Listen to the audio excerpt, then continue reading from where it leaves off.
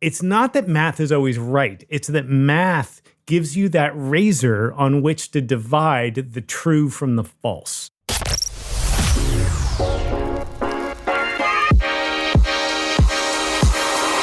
Phil Bach Podcast. Investing, economics, entrepreneurship. Welcome back to the Phil Bach Podcast. The market is up, the Fed is buying everything, and we have a great socially distanced show today. Within the ETF industry, there are many who can claim to be an ETF expert, but none can make that claim more so than David Nadig, which is to say David is an ETF nerd's ETF nerd. David has 25 years of experience in the ETF industry. He ran ETF.com. He was a director of research of ETFs at FactSet. Had some wild early days with Barclays and MetaMarkets. We're going to hear more about that. He's currently the chief investment officer and director of research at ETF Trends and ETF Database. Dave has been the face of the ETF industry and has co-authored a definitive book on ETFs, a comprehensive guide to exchange-traded funds for the CFA Institute. More than that, Dave has been speaking and writing about ETFs and investing for years, and through those activities, he has taught me and countless others so much about the product structure and about the business and about investing. So Dave, thank you for that, and thank you for joining the show. I'm not sure I can possibly live up to that. I think this is the shortest podcast in history. Thank you for coming. We'll see you next time. Thank you. Please subscribe and drop a rating. Give me the likes. Smash that like button. Yeah. How are things going? You know, I see that you've been adding a little more of your personal opinions into your online presence, which I love, beyond just in the investing X's and O's. It seems like you're enjoying a little bit of newfound freedom. Is that fair to say? Wow, wading right in, aren't you, Phil? Yeah, so I jumped over to ETF Trends and Database, which the parent company is ETF Flows, which nobody's ever heard of, but it is under one umbrella. It is the same company run by Tom Lydon and Tom Hendrickson, who I think most folks in the industry know. I jumped over there right before the Inside ETFs conference in January, which was probably the last time I saw more than 10 human beings in one place at one time. To be fair, yes, I have been enjoying some newfound freedom. Not being part of a giant S&P 500 company obviously gives you a certain level of freedom. But at the same time, you know, I understand social media is a double-edged sword. So I've been trying to be, I would say, moderated and intellectual in what I say. But yeah, there are things in the market, there are things in the world that I don't understand. And I try to point those things out and then do what work I can to try to figure them out. You know, I mean, this is totally an aside, but I kind of feel like, you know, when you follow someone for a long time online, and I follow you for investment advice and to learn about ETFs in the industry, but to have a little context, to know a little bit more about you personally, not necessarily what political side of the aisle you're on, but just your thoughts and things that go beyond, even if it's just a silly picture of, you know, you with your kids or whatever it is. To me, if it's done right, if it's done complementary to the main dish, you know, then it really adds a lot of depth to the character and to the people that you work with and that you know more professionally. So I love to see that.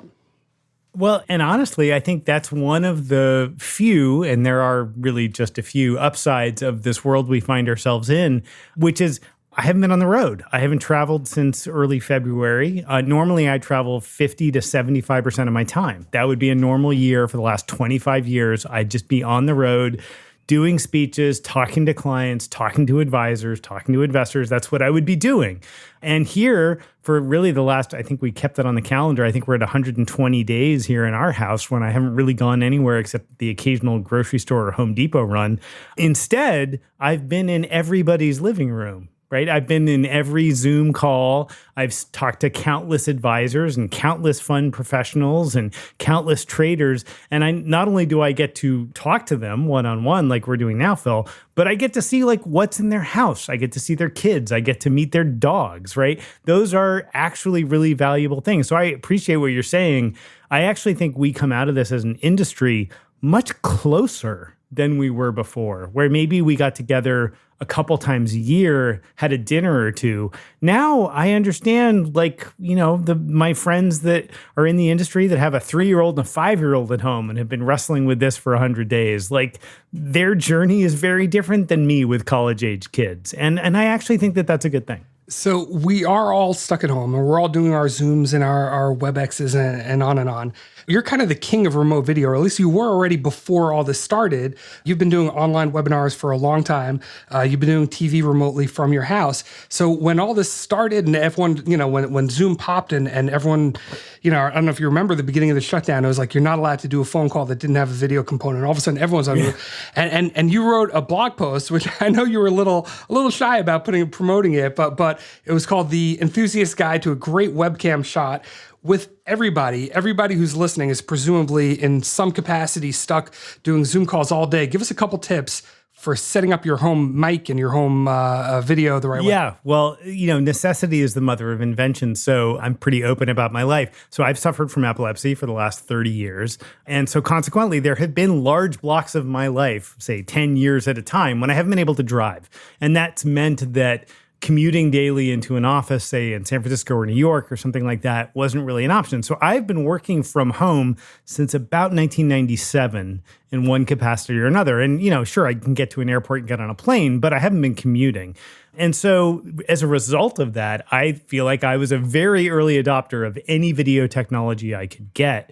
And so, where I've ended up is really taking all of the cues I can from the gaming community, because the gaming community figured this out way before finance did, because game streaming was a huge deal, say 6, 7, 10 years ago. That's when that really started kicking off. And I'm a huge video gamer. And so I'd watch these guys and I'd be like, wow, this guy's sitting in some basement in Des Moines and he looks like he's on CNBC. What's he got going on? And what I figured out is what they figured out way back then, which is you don't buy a webcam, you buy a really good professional SLR, single lens reflex camera, or now you would buy a mirrorless camera, like one from Sony or one from Nikon or one from Canon, and you plug that into your computer and you buy a really good piece of glass for it, a really nice lens, and all of a sudden you look like you're in Hollywood. It has nothing to do with how good you look. It has everything to do with how good the glass is between you and the people you're looking at. And so I've been trying to educate people. In our own company, we've bought a whole bunch of DSLRs for folks so that they can look good when they're on camera. And, I'm not particularly vain about this. I'm an overweight 53-year-old guy who wears glasses most of the time. Nobody's coming to look at me, but I want to look as good as I can. And I at least don't want to be distracting. And I think that's the main thing I think people are starting to learn, which is look at the camera, have the image look like something you would be okay looking at for an hour, because that's what you're presenting. And it really is, I think, that simple. It doesn't take a ton of money. It takes more than $100, but it doesn't take $10,000. You don't have to build a TV studio in your basement. So, first of all, I think you look great. DSLR. So that's the main tip is get a DSLR camera. Buy a real camera, yeah. Normally, this is end of the podcast banter, but yeah. Well, okay. Well, now we can wade into the hard stuff. Exactly, because Fed up to anyway. Yeah. All right. So let's start here. So you have been a fund manager. You've been an analyst. You've managed large data sets. I'd say in some respects, you've been a journalist. You've been an observer of the asset management industry, certainly. How would you like to be described by others? Boy, at this point, I think I'd just take investment nerd, and I think I'd be okay with that. And those are two very carefully chosen words. I think I'm most associated with the ETF industry because the last 10 years, that's really all I've focused on. But I started out actually running the sort of target date funds for Wells Fargo, the old LifePath funds back in the day, for the 401k business. For a while, I ran that mutual fund business overall. I've been a trader sitting on an actively managed mutual fund desk. I've run, ETF groups. I've been through all the pieces.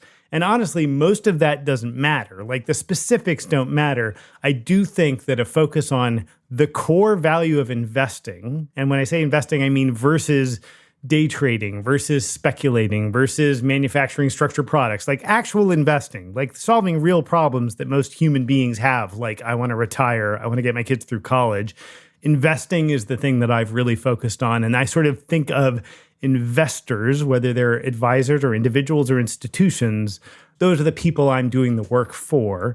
And then the nerd side is the application of science to this stuff. And I think that even now, 100 years after we've had functioning stock markets in the United States, there's still a real need to focus on the fact that there's more science than art going on here. And we get really distracted by the Dave Portnoys and the crazy facade of artifice that goes around investing. And I think most of the time it actually just comes down to math. Is that fair to say now? Is that fair to say today when the Fed has put so much money into the market, when the Fed's fund rate is at 0%, so you have nowhere else to go, and you get this gamification of the stock market? I mean, right now, Tesla, the valuation on Tesla is $250 billion for a company that might sell 300,000 cars this year. For a company that has 1.6% market share in the auto industry, $256 billion.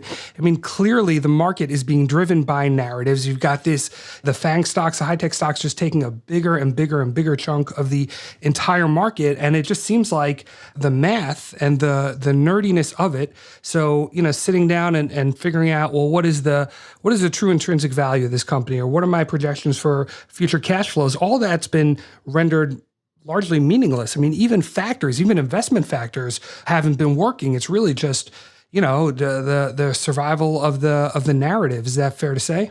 Yeah, for sure. I mean, I'm glad you used the word narrative. So I have to give a shout out to my friend Ben Hunt, who runs Epsilon Theory. It's sort of a local down the street. Before all this, we used to get together and have breakfast all the time. And he's all about the narrative. Like, the narrative is what's driving not just markets, but politics in the world. And there's a lot of truth to that, but that doesn't obviate the math. And what it actually does is show you when the math is not being recognized by the rest of the world. And look, we're in the middle of this giant pandemic. It's really obvious the people who understand math and science and the people who don't, right? You can just go to Home Depot and see who's not wearing a mask. It's blatant. So it's not that math is always right. It's that math gives you that razor on which to divide the true from the false. And so when I look right now and I see, pick a number and you say, oh, well, Tesla's massively overvalued. Well, it's not that it's massively overvalued. It's just that there are things that aren't captured in the math, right? So I can predict what Tesla's next year earnings might be. I can come up with a range for that. And if I see a valuation that doesn't make sense for a car company, then I can say, okay, there's something else at work. It doesn't mean that everything's wrong. It just means something else is at work. And so you talk about something as simple as, say, well, geez, why are risk asset levels so high right now, when most of the data is, frankly, the worst I've ever seen in my entire life? Well, the reason is because two things. One is the Fed and central banks in general, let's not just blame the US, central banks have said, we will do whatever it takes for as long as it takes to support asset prices. Okay, well, that's real. Maybe we don't have a mathematical formula to make that perfectly grokkable so we know that PE of 23 is appropriate. But that is still real. There is this endless central bank put on risk assets. And at the same time, we have reduced the return of every other possible asset that a major institution or a large wealthy individual can invest in to zero. So the only thing they can do is either put it in a mattress or put it in risk assets. So you put those two countervailing forces together, and the old math about like long-term S&P PEs being 16 to 18, that goes out the window because we changed the fundamental structure of how we're supposed to do that analysis. Do you trust the market at these valuations today? No, God, no. No. I think it's inconceivable we do not test the March lows within the next 6 to 9 months. I can't imagine a world in which we don't. Now, the problem is, as an investor, not a speculator, as somebody who's in, my investments are almost exclusively in tax-deferred retirement accounts, a little stuff put away for college, but ain't none of it I'm touching in the next couple of years. As an investor, what I'm going to do with that information is exactly nothing, because I know, based on the math, that if I say, great, I'm going all to cash and I'm buying a bunch of puts, I could miss the 10 or 12 days between now and the rest of the year that make all of the difference on the upside. I'm willing to accept I'm going to take some big pain along the way because I know, because I was a terrible active manager, that I won't get the call right. I won't sell at the right time and buy at the right time.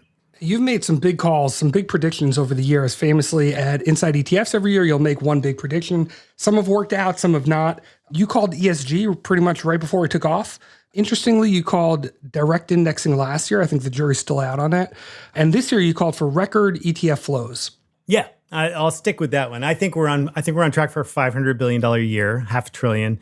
I think our biggest was 2017, 450. I can't remember if I got the five in the right place, but 500 would be the all-time high. We're at about 200 billion right now, halfway through the year, in the middle of the most dramatic downturn in my existence. And my first trading day was in October of 1987. So I've seen some really goddamn bad days. And March was still more violent than anything I've ever experienced.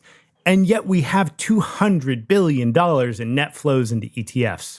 So yes, the rest of this year is going to be volatile. I still think we're going to see $300 billion flow into ETFs by the end of the year. There's always been this feeling out there that when the market tanks, that's when active management can really shine. That's when they'll show their true colors and money will go from passive to active.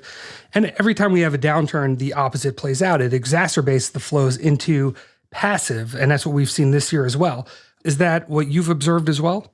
Yeah, for sure. I mean, I said this quite publicly when everybody was talking about how, the first couple of bad days in the third week of March, which are burned into my brain, lots of people were like, this is when active's going to shine. And I would have taken any bar bet any of us ETF nerds wanted to put down on that, because we know historically that does not actually happen. What does happen is a handful of active managers make the rest of their careers by being right at the right time. Whether that is skill or luck is not for me to decide, but we look at some of the folks that have really crushed it here, and there's no question that they are the superstars of the next 10 years. Cathie Wood at ARK, right? So every fund that ARK Investment is running right now in the ETF space is crushing any version of any benchmark you'd want to put against it. The financial ETF versus their XLF, ARKK versus the NASDAQ 100. Doesn't matter. All of those funds have crushed it. Those are very high conviction, very high risk bets. In some cases on tiny $100 million small cap stocks. They've been right for this crisis. Therefore, yeah, I wouldn't bet against ARK. If I could buy them as a public stock, I'd probably buy them right now. But I think it's important to point out that does not mean active as a class is outperforming because of this market. It means that volatility tends to anoint kings. And that's what we've seen. Volatility tends to anoint kings. What does that mean? Meaning, like, anytime we've had hyperbolic volatility where you're up 5, down 5, up 5, down 5, which is the market we've been in, somebody is going to flip that coin enough, or is going to be good enough, and we just didn't know it ahead of time, to crush it. And yeah, of course, we're going to see a bunch of those folks crush it. We will come out of all of this in a year and a half. We'll look back and we'll say, oh my God, can you believe that so-and-so called this perfectly and sold all of their equity on March 11th and put it all back in on March 25th? Somebody did that. Now, is that because they have some deep connection to the divine, or is it because they got a little lucky? I think we all know it's because they got a little lucky, but that will still build their career for the next 15 years. Yeah. I mean, or you could say it's just, if you throw, like you said, flip enough coins, if you flip 1,000 coins, you have 500 turn up right the first time, 250 the second time, and you keep going. And eventually somebody, wasn't a special coin. It was just, it was the surviving coin, the lucky coin. I don't want to denigrate the fact that there are some active managers out there who have genuine insight and genuine skill. It's the fact that we couldn't identify it ahead of time. So I'm not trying to, I'm using Cathie Wood at ARK as an example because she's somebody I've known for a long time and I consider her a friend. I actually think she's very smart and she's very good at what she does. And I also think she's gotten very lucky. And you have to kind of get all three of those things right at the same time. I can create an economic scenario where things could have gone exactly the opposite direction. So mostly it is they happen to be right at the right time. And that doesn't mean that they're not good at what they do. It's just very hard to identify those people ahead of time. That's all the math of active versus passive would say is not that active doesn't work. It's that it's very, very difficult to identify ahead of time. So when you look at the overall picture and you look at all the assets that are flowing from mutual funds into ETFs, and you said record flows on ETFs this year. It seems like, as long as I've been in the industry, there have been press releases, record flows, record asset levels in ETFs. Is that being driven by the preference of passive over active? Is that being driven by the wonkiness of the product structure, that on an after-tax basis, the ETF is just a superior vehicle in terms of after-tax returns? Is that being driven by the overall migration into passive? I mean, what is it specifically that you think is driving those trends? Is it fees?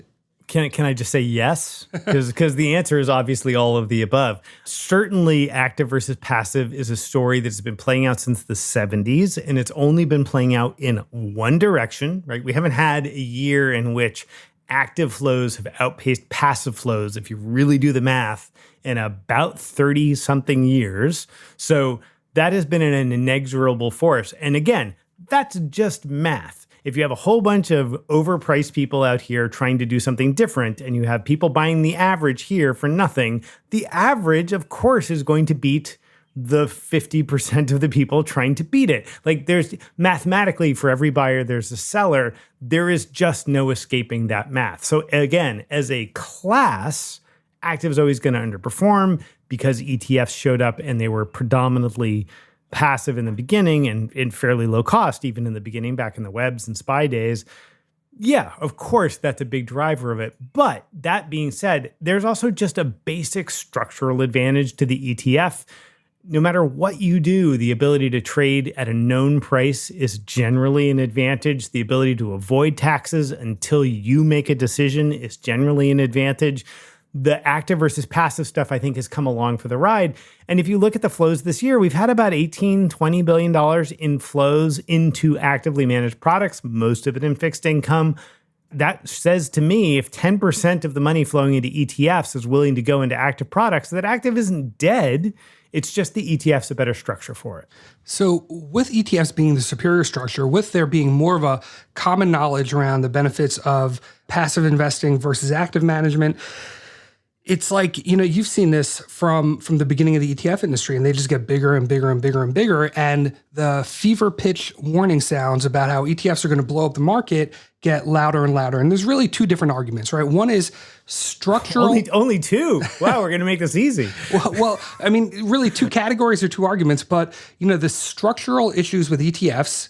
Is there enough liquidity in the underlyings? Are there market makers? Will the ETF as a vehicle blow up? And then what I think a lot of people conflate with an ETF issue is market cap weighted index investing, which includes, by the way, futures and options and swaps and direct indexing and all sorts of institutions that are buying direct but buying to market cap weighted benchmarks. And they're really two different questions, but they come up over and over and over again. And you've been at the forefront, really the voice of reason in a lot of senses, defending the ETF industry and passive investing. There was a congressional hearing on risks associated with ETFs that you spoke at and prepared a briefing book along with your colleagues at ETF.com at the time, which was really fantastic. So I guess I'll just, I'll hand it off to you to tell that story and address, whether in fact there are risks, because a little long-winded here, but as a prelude, to me, it stands to reason that there is a point at which there is a percentage of market activity at market cap weighted indexing at which price discovery is harmed. And it seems to me that price discovery right now is not what it once was. And I don't know if that's related or not. It's hard to say. There is a point, at 100%, and take it to its logical conclusion, at 100% market cap weighted, the market does make no sense, right? So, where does that break point hit? And does that have anything to do with the other fear-mongering around the ETF from a structural perspective? Well, you missed one, which is concentrated ownership, but we'll come back to that. Right. So first of all, let me say, despite what I have been called over and over again in the Wall Street Journal, I'm not an ETF apologist. There are genuine issues that we should be talking about, which the industry or regulators should be addressing. So let's break some of these down. The congressional stuff you're talking about, which was, I think, 2010, 2011, it was quite some time ago. It seems like 400 years ago in COVID time.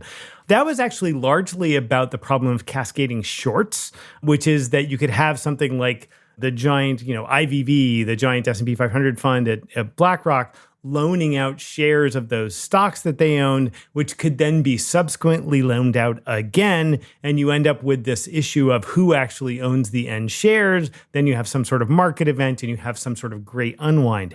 That's actually a somewhat legitimate concern, except the way it was presented at the time was that somehow an ETF would have so much out on loan that everybody would try to present all of those shares of the ETF for redemption at the same time, and it would be 1,000 shares for every one share that actually existed. That was the main thing we were refuting way back when. That was, again, just a math problem. People not understanding how securities lending worked, not understanding there can only be one beneficial owner who can present any security at any given time. And everybody else just has a call on their short position because they loaned it out to somebody else. So we managed to unwind that one. But that was, in 2010, that was a particularly stupid modality of this version of the ETFs are going to destroy the world that needed to be dismissed. The second issue is the passive ownership issue. And yes, of course, if everybody in the world owned every security in the world in a market cap weighted index, there would be no price discovery, and that would be awful. Except every time volatility spikes, what we see is the dispersion of returns in the securities inside the indexes explodes, which is exactly what we've seen in the S&P 500. The dispersion of returns from the winners and the losers in the S&P 500 has never been higher than it is now. I'm sure I'm wrong by a day, but it is at near historic peaks. It is not like every day that the S&P is up 1.5%. The worst stock is up 1% and the best stock is up 2%. That is not what's going on. The stocks within all the major indexes are having huge dispersions of returns. Now, some people say that's because we've had this new influx of retail investors because of Robinhood. I don't buy that either. My point is there are so many people out there willing to make a contrarian call when they don't believe that Exxon is worth XYZ and they don't believe Amazon is worth XYZ, that those prices do in fact translate very, very well. So I simply don't buy that. Every study I've ever read on that, and that's what I do on the weekends to go to sleep, is I read all these studies from SSRN and everywhere else, JPM and all those things. Nobody's ever proven that there's actually an issue there. And then the third issue you bring up, well, you sort of brought up on the side, is the common ownership issue, which I actually think is a much bigger issue, right? If BlackRock owns 25%, well, they don't, but if they own 25% of the voting shares of every company in the world, that's a governance issue. Yeah, 100%. And you have to wonder if BlackRock owns 25%. Well, they don't. They're custodians, right? They, through their investors, own that percentage. The end investor, right? If we attach value to the voting shares of a stock, if it has influence, if it has value in any form, then that is the property of the investors in the ETFs, in the funds. Yes. Not the issuer, not the custodian, not anybody along that chain. So to gather that up and to use that influence and to use that vote in a centralized fashion, to me seems, really like inappropriate, I guess is the word. It's problematic. So that's the one where I'm fully willing to wade in and say, governance is something we should be talking about. And governance is something that regulators should be talking about. I'm not just a Pollyanna about this. I'm just saying, don't worry about it. I actually think it's an issue. I think the solution is to go back to the individual investors with some sort of request for their preferences. Now, the challenge there is if I'm investing in 14 funds at BlackRock and that's my portfolio, I don't want to answer 3,000 proxy solicitations. So I don't want them to pass that through. So instead, what I'd love to see is a little bit more what we have in Europe, which is where we see major institutional investors publish how they vote and then solicit feedback from their shareholders. And I'd love there to be a systematic way of doing that where BlackRock doesn't come back to me, or State Street or Vanguard doesn't come back to me and say, how do you want to vote on whether Elon Musk should continue to run Tesla? No, that's ridiculous. We're not going to ask every investor in every S&P 500 fund, or not even Russell 3000 fund, if they want Elon Musk to be the CEO of Tesla. But they could come back to me and say, how do you feel about entrenched management with other board positions? They could come back to me and say, how do you feel about compensation based on stock? You could come back to me and say, how do you feel about share buybacks? As a general process in the governance issue, that I think is a really good first step. But honestly, very few people are even having the conversation. But it is absolutely 100% an issue. It's not an easily solvable one. You can't just say, no one fund can own more than 5% because then you just calve all the funds off and now you have 100 funds. You can't even say one firm can't have more than X% proxy voting because then they just make subsidiaries, right? You have to solve this at a core level. Yeah, and when you talk about governance, I mean, the first thing you have to do is define, well, what are you governing towards? What is your ethos? Are you just trying to maximize shareholder value? And if that means, firing widows and orphans indiscriminately because it'll help the bottom line, or are you, going to take on a social mission? It can mean a lot of different things to a lot of different people, and it can mean a lot of different things to the issuer who has the voting rights than it does to the person who invests in the ETF and has a share. And that's where you get into a lot of the sticky issues that come with ESG. You may have a family member that was afflicted with a gambling addiction. You don't want to have any casinos in your fund.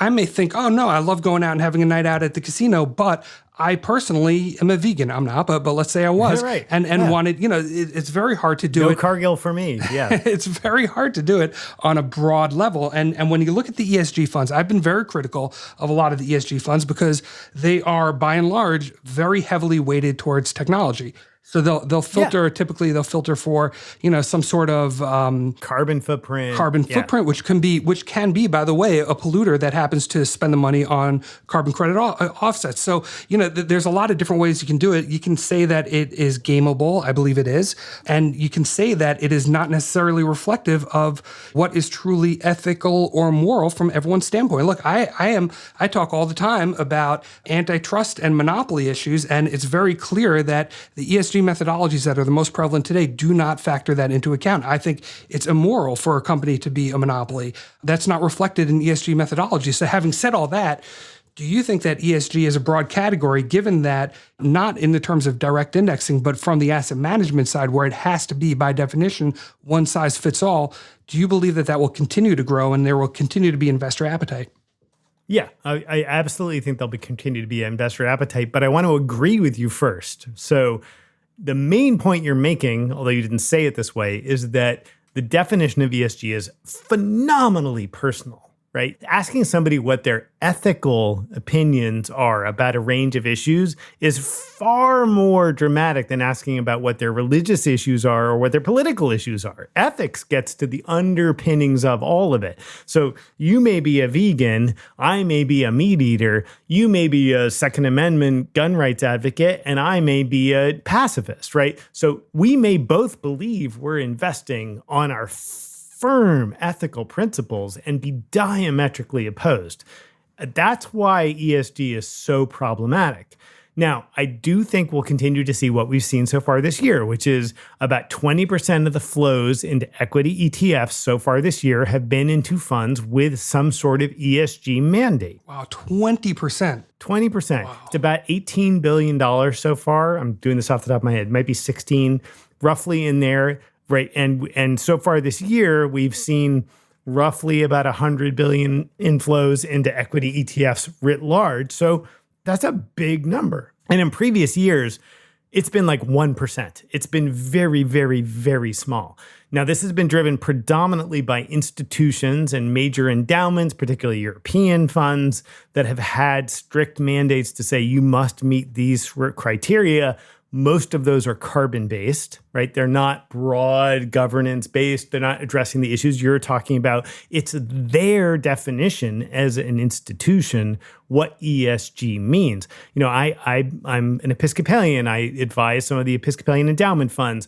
No carbon impact whatsoever, no fossil fuels. That's the mandate from that group of investors. So for that group, the ESG ETFs that have launched kind of fit the bill because most of them are based on either the Sustainalytics or the MSCI methodology, which tend to be mostly climate change and social justice oriented.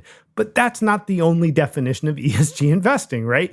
Like we're in a weird world where both the Catholic Values Fund and the LGBT Fund are considered socially responsible investments, even though they own literally antithetical companies inside the two funds.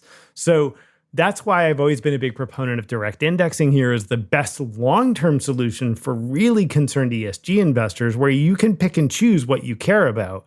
But to get back to your original question, I still think we're going to continue to see major flows into what I would call the most generic version of ESG because the institutional mandates and the UN SRI mandates kind of push us there. Putting aside ESG, just the issue of direct indexing may be the most appropriate way to access ESG if you have specific preferences. But putting aside ESG, do you think that direct indexing is going to eat away at the ETF dominance? I think it'll take a long time, right? I mean, right now we're at the point where most of the direct indexing providers have a minimum of, call it around $250,000 minimum investment. And that's going to be purely equity. So that means probably you've got $1 million portfolio if you're willing to give a $250,000 mandate to one manager to manage that for you in a direct indexing platform. That's not mass affluent. That's not my mom. That's not me. That's not a normal investor. That is a wealth client or an institutional client. So we're not quite at the point where I feel like that's threatening the core of the ETF business, where I can buy one share of the S&P 500 for now at Schwab, $5 minimum, right? Like I can buy $5 of anything at Schwab because we've fractionalized share counts. So I don't think it's an immediate threat. I think it's a long-term threat because wealth management has been such an enormous growth engine for the ETF industry. And so when we start talking about, okay, what does a $10 million client do at a big advisory firm? Direct indexing starts seeming like a really good solution because not only does it solve ESG issues, it solves golly, I work at Google. I don't want to own more Google stock. So can I not buy Google in my S&P 500 allocation? That's actually the primary case for direct indexing is wealthy clients overexposed to a company or an industry. And it seems to make sense. If it can be easy and seamless enough, it seems to make sense for those reasons, for other reasons as well. It's interesting to watch. And I think one of the reasons why people are so interested in it or interested in what is going to be the next big thing is we've seen the ETF industry. While the ETF industry continues to grow and grow and grow, it is really a handful of ETFs and just a couple of ETF issuers that seem to be the beneficiary of that growth. It is not evenly dispersed. And of course, one of the key components about an ETF is it trades on the secondary market in real time. And people look at volume, they look at spreads and depth and AUM and ADV. And, a lot of people filter out at a high level what is the volume. They view that as liquidity, which is a whole nother issue I think is incorrect. But be that as it may, that's how people measure liquidity. And you see the rich get richer. And when you look at the ETF industry is growing, but you've got Vanguard and you've got BlackRock, and nobody else is growing at that level. Nobody. Except, you mentioned ARK. There are a couple, smaller firms that are outliers, but by and large on a broad level. So you've got the mutual fund space, which I've heard best described as a slowly melting ice cube. And they've been buoyed by rising asset levels, right? By market prices that just keep going up, which paper over outflows. And you wonder in a down market, if you have outflows and declining asset levels, what that's going to look like. And then you have assets coming into ETFs, but they're really coming into BlackRock, right? They're coming into Vanguard, but Vanguard is run at cost. BlackRock is still profitable on most of their funds, although less profitable on the funds that are growing at that speed. So it is truly the death of an industry. It is an industry that is in peril. Well, no, so that's hyperbole, the death of an industry. No, what it is an incredible boon for individual investors. Because the reality is I shouldn't have to pay anything for my S&P 500 exposure. It should cost me about a basis point. That's probably the marginal cost of $1 going into VOO or IVV or SPY. It's probably about a basis point. So if that's how I choose to invest my money as an individual, there is no way I should have to go pay some upstart ETF provider 75 basis points to buy those same 500 stocks. It's ridiculous. So yes, there is a commodity component that is racing to zero very fast, and very few of those funds are going to generate significant revenues to their clients. But let me ask you this question, Phil. If you were talking to someone who is heading towards retirement and they're like, look, I don't have anything to do with this. I don't want to talk to you about my money. I just want broad exposure to all the stocks in the United States. I'm just willing to let the market figure it out. How many basis points do you think that's worth? 50 or 2? If you take out the valuation component and you take out the value, you take out any factor tilt, you take anything out and you just say cap weighted.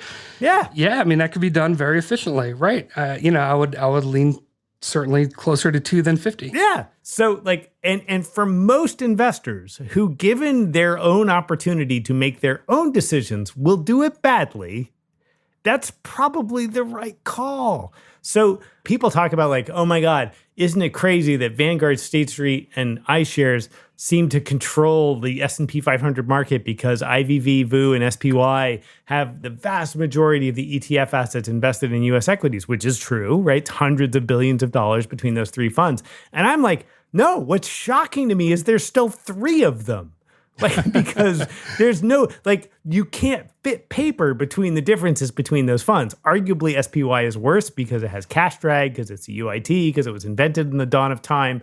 But between IVV and VU, there's no reason that there should be two of them. The cheaper one should just win. Otherwise, they're identical. So that's what drives me nuts about this market is like, yeah, that is appropriate. Like for a lot of investors, we should continue to see money plow in there. And if 10 years from now you told me, yeah, you know what? Vanguard runs 50% of the S&P 500 index money in the world and they do it at 2 basis points, I would say, yeah, that's where I should put my money too. Because what am I getting by giving it to BlackRock at 4? Like that did nothing. I'm just losing 2 basis points because I feel better about it. So for a lot of investors, that's still the right answer.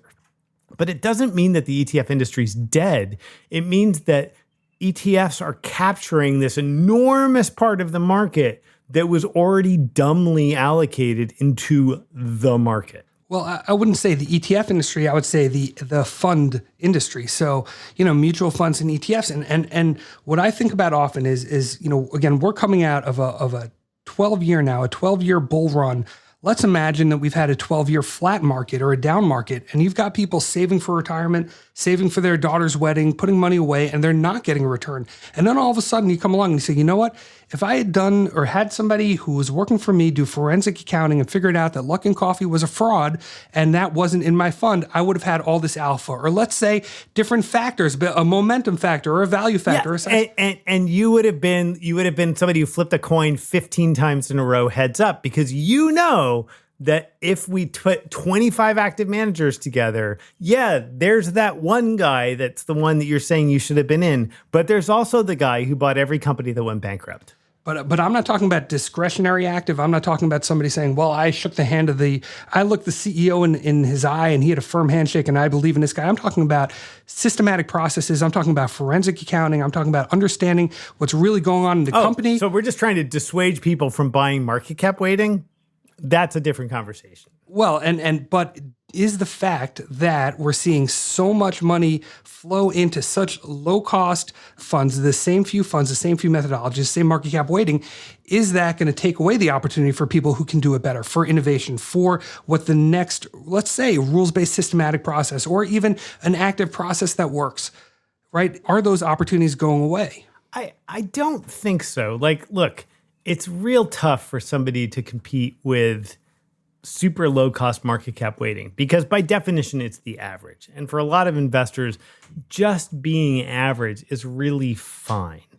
But, I think it's worth pointing out that you don't have to go too far down the list of like big flows for this year to find things that are not just generic large cap beta. Now, it may not be the kind of things you're talking about. It may not be sort of these systemic weighted stuff, but like, you can only go 15 or 20 down. You've got equal weighting stuff. You've got fundamentally weighted stuff, and you're down like 17, 18 ETFs in the list of year-to-date flows. So investors are willing to do that, but it's hard to not look at the $25 billion that VOO took in this year. But remember, a lot of that money just got mapped in from people who were sitting in their index mutual fund version at a Vanguard advisor client, and then just got transferred into the ETF class because it was genuinely more tax efficient. Do you think that semi-transparent or non-transparent ETFs are a life raft for the active mutual fund companies? They're only a life raft if their secret sauce actually turns out to be secret sauce, is the real truth, right? So look, T. Rowe announced, I think yesterday, 3 days ago, whatever, that they got approval finally. And you look at the products they're launching, like the 4 or 5 products they're launching, which are copies of their mutual fund, those mutual funds have freaking crushed it. Like bananas level crushed it. Like they are 5-10% over their market cap weighted benchmarks over 1, 3, 5, 10 years. Now, the cynic in me could say that's because T. Rowe runs 200 funds and those guys flip the coin really well. But on the other hand, they crushed it. So if those strategies come out to ETF investors and they continue to crush it, they'll do very well, right? And I think a lot of those people who have those track records have been looking at their flows and saying, why am I down $100 million this quarter? I beat my bogey by 5%. And if I was a fund manager, which I used to be, and I was looking at those numbers, I'd be just as confused, right? That doesn't make much sense. So I hope that those guys, in fact, are the chosen ones in their individual asset classes, and that a lot of investors pile in and they make a lot of money for them. I'm skeptical because I understand that the math generally works, and it's very rare somebody keeps an edge like that forever. Yeah, it's interesting times. It's exciting to be in an industry where you know it's going to look different in 5 to 10 years, and you can see some of these changes on the horizon. Some of them are obvious, some of them probably less so, but it's exciting. I worry a little bit about opportunities for innovation, about being able to not just do things structurally different and better, not just creating platforms, but creating different ideas and investment ideas, and the love of investing, and a lot of that does seem to be getting lost. But I mean, it is still such a massive space that I think there is plenty of room for some sort of convergence. There's a lot of room. So let's hear about this. Recently, there was a merger, ETF Trends and ETF Database. Tell us about that. That was about a year ago. It was way before I joined. Was it a whole year? But yeah, I mean, I think the anniversary of that was roughly about when I joined. But more to your point, like I think it's a reasonable question to ask why I jumped. Mostly, I've spent the last 7 or 8 years of my life focused on the advisor market, right? I think financial advisors provide an enormous service to the world. I think historically they've provided it only to the very wealthy, and we've seen the rise of robo-advisors and automated investing platforms, and that's brought that way down. I think that's great. Like I'm a huge proponent of investor education and financial literacy, and a strong, vibrant financial advisor market is a big part of that. What we're doing at ETF Trends and ETF DB is really about supporting that financial advisor market and helping them understand the opportunities they have with their clients. So that focus is what really brought me over. And it just so happens that we entered into this very bizarre world we're in right now, where we've changed the whole distribution model of the investment management industry. It used to be based on taking folks out to baseball games and concerts and fancy dinners. Now it's about what information can you deliver to me over a Zoom call, over a webinar, over an article I'm reading. And that's really transformative. And I actually don't think it's going back. I think this is now the way investment management products get distributed. And that's really why I jumped over here anyway, was because I think that connection of digital information and advisors is really the wave of the future. Right. Okay. Yeah, that's fair. So, Dave, the last time you were on the show, you were on the ETF Experience, and you gave some career advice. You said, pick up the phone. Everyone just wants to send an email. Now it's more like sending a text. And younger people, especially who are coming into the industry, they don't like to pick up the phone, and you can make a connection by making those phone calls. I thought that was very good advice. And when I told one of my coworkers that you were going to be on this show, they said, "Oh, he remembered when you suggested to pick up the phone from that last episode." So it stuck and it rung a bell. So I guess I'll give you an opportunity for another one, a career advice. And I know you're also very into life hacks. So kind of dealer's choice between the two. Yeah, so I think the modern version of pick up the damn phone is turn on the goddamn video and make sure that you look like you want to look. Like, in all seriousness, I was talking to Jillian Del Signore. I think a lot of people know her. She was running the JPM ETFs for a long time, good friend. And she sort of quite famously went on this sort of career change modality where she said, I'm going to have 50 coffees in like 5 weeks or whatever it was. And this was in this time of Corona when nobody's having coffee with anybody. So it was all virtual.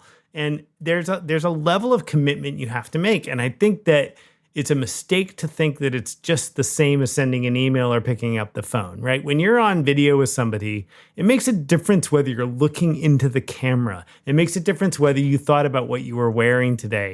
It makes a difference whether you decided to turn your computer one way or another. And particularly if you're young and you're like looking for a job, like we've hired a whole bunch of people since March, like a whole bunch of people.